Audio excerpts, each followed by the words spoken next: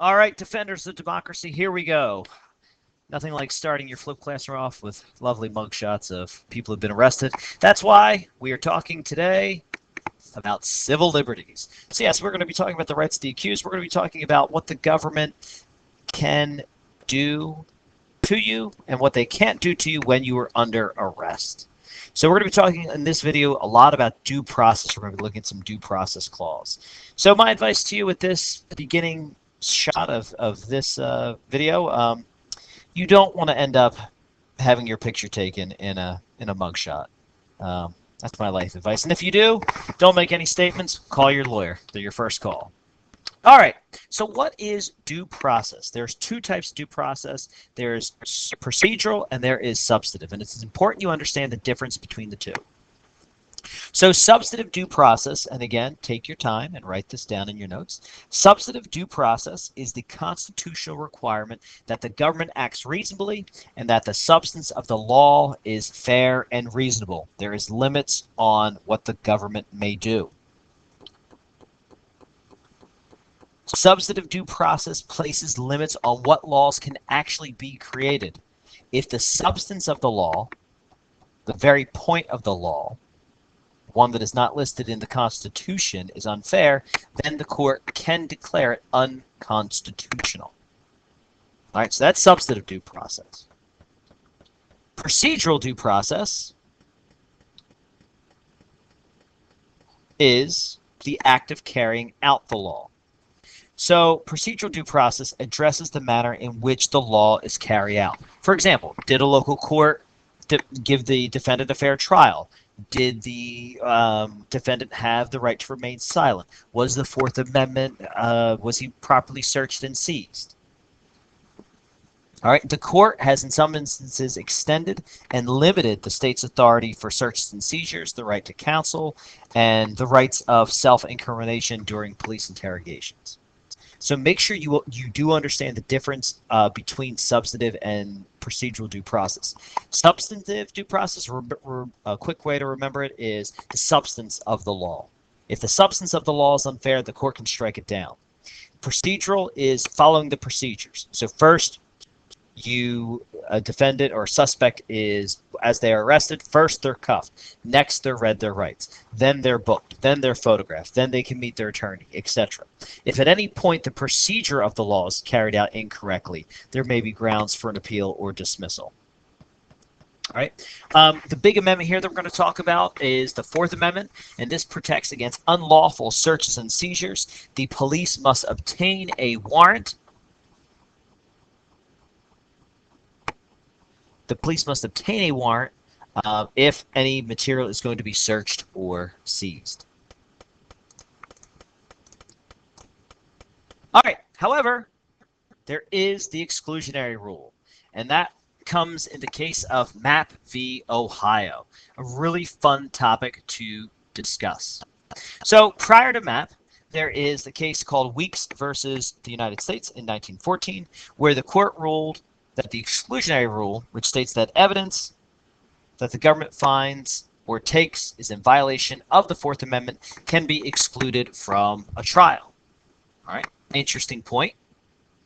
That case that is more important, or just as important, I should say, is Mapp v. Ohio in 1961. That the states must follow the exclusionary rule. So Mapp v. Ohio incorporates the Fourth Amendment to the states. The exception is that the law enforcement can conduct searches without a warrant, but they need to establish what's known as probable cause. All right, so let's talk a little bit about Mapp v. Ohio and the exclusionary rule. So we know that in 1914, Weeks v. the United States, the exclusionary rule was set up for the federal government, and we know that 1961 Mapp v. Ohio applies or incorporates the Fourth Amendment to the states. So Dolray Mapp, I should say, police officers broke into her house. She was a fugitive, and they suspected her of having gambling paraphernalia. The police didn't find anything, but they did find other things such as obscene books and pornographic materials, and she was convicted on obscenity charges and sent to prison. All right. When her case arrived before the Supreme Court, the court ruled that, again, the police had violated her Fourth Amendment because the police didn't have a warrant for the materials that they collected. So in Mapp v. Ohio in 1961, again, this is the activist Warren Court, they protected the rights of the accused. All right, now there are exceptions. Law enforcement can still conduct searches, but there are other exceptions that, for example, what's called inevitable discovery or the good faith exception. Inevitable discovery is when police find evidence in an unlawful search, but they would have found it anyway. For example, people have made claims about, if you get a warrant to search the property, does that include drawers? Does that include closets? The idea of maybe something illegal on your car seat. The police would have found it inevitably. In such instances, the police conduct searches in good faith. They were following the law and thus didn't have the violation of the Fourth Amendment. So this is always, it's a fun amendment, and it's a fun thing to argue. I know of cases, there's a great case where there was illegal paraphernalia that was in a computer. Well, it was seized and it was thrown out of court because the police search warrant said you can search the premises, but it did not say anything about the contents of the computer. So now when police and district attorneys ask for these search warrants, they are pretty thorough to include as much and everything as they can so they don't run into this type of due process violation. All right. So what about a search in school? And this is, again, a fun topic. So this is New Jersey v. TLO, where a student was caught with cigarettes, rolling papers, plastic bags, and the name of students who gave her money. The student was suspended and arrested. And the reason why we use TLO is we use the minor's initials. So she appealed the conviction and she lost. Students are entitled to a legitimate expectation of privacy, but that must be weighed against other students' and teachers' interests. So, for example, and we all know this, the degree of a search in a school is a lot less than what it would be out on the streets because the realization is the schools act in what is called in loco parentis, meaning the schools act in lieu of your parents. And there's a lesser degree for conducting searches, and they have to have reasonable cause rather than some sort of search warrant. I continue with due process, the right to counsel. This is one of my favorite cases. This is Gideon v. Wainwright in 1963. It's going to be the subject of one of our first AP Gov movie nights. B&E is breaking and entering for you common folk. So there's Claire Earl Gideon. He was a poor man who was arrested in Florida pool hall. And he was arrested, he was tried, and he was convicted. He was sent to jail, and during that time he studied the law. He didn't get a law degree, but he petitioned the court to hear his appeal. Previously, right to counsel was provided to defendants in capital crimes, meaning in murder cases. This was a simple breaking and entering, so a public defender was not provided for him, and he could not and did not defend himself in trial. So he handwrites his petition to the Supreme Court, and again, this is 1963, so this is the activist Warren Court, and the significance of this ruling is that the states must provide counsel to individuals who are poor and cannot afford a lawyer. So when we go and visit the trial, as we did, or the courthouse, as we did this past year, you will notice that if you can't afford a lawyer, a public defender will be appointed to represent you.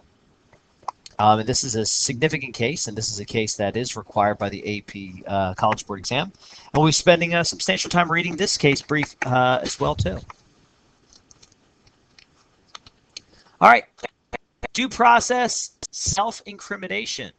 All right. Everyone thinks that when you get arrested, where it says you have the right to remain silent, you have the right to an attorney, these are all things that are provided in the Constitution. Well, they are not. These are things that are provided because of laws and cases and allegations and charges that have been made throughout time. So this is 1966, so again, it is the active Warren Court. In the case of Miranda v. Arizona, Ernesto Miranda, a rapist, was arrested, and he confessed 2 hours later. He was never told that his confession could be used against him. So his case makes it up to the Supreme Court, and the court rules that defendant must be told of their rights upon arrest. So the police officers carry around a card. You have the right to remain silent. Anything you say can and will be used against you. You have the right to talk to a lawyer and have him present while you are being questioned. You cannot, if you cannot afford or hire a lawyer, one will be provided for you. That's Gideon. You can decide at any time during this to exercise these rights. So, for example, if a cop is arresting you and you begin to talk to the police officer, and then you say, you know what, I want my lawyer present. Well, that's it. The cop can no longer question you without the presence of a lawyer. However, anything you said prior to that can still be used in a court of law. It may not be necessarily thrown out. So, interestingly enough, Miranda gets a second trial. He gets a retrial and is convicted of rape, despite changing the national due process laws.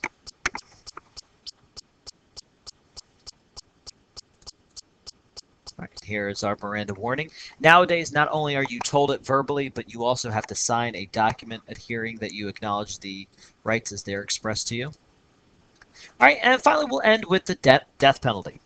Death penalty regards cruel and unusual punishment. The Eighth Amendment forbids cruel and unusual punishment. Interestingly enough, this is one of the amendments that has not been incorporated yet by the federal government.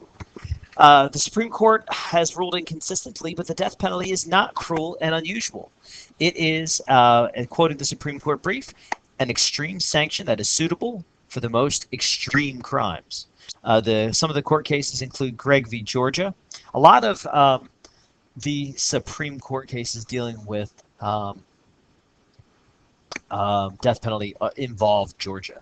And the death penalty's use and application varies by state.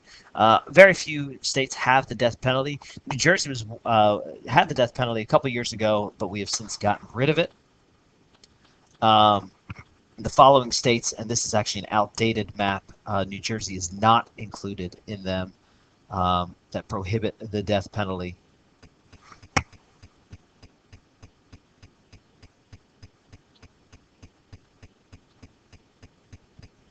All right. And we talked, again, just to recap, substantive and procedural due process. And we're going to get into the right to privacy, and we'll talk a little bit about that. Probably one of the cases I'll kind of tease out before we get into the Roe v. Wade debate is there a right to privacy? And the right to privacy, the word privacy is not mentioned in the Constitution. However, the Supreme Court has made rulings which have guaranteed individuals' right of privacy. Privacy is the right of a private personal life free from the intrusion of government. It's not explicitly stated in the Constitution, but it's implied by the Fourth Amendment. You have a right of privacy. And this is codified in the case of Griswold v. Connecticut. And we're going to talk about Griswold v. Connecticut because that's going to set up the abortion, the Roe v. Wade case later in class.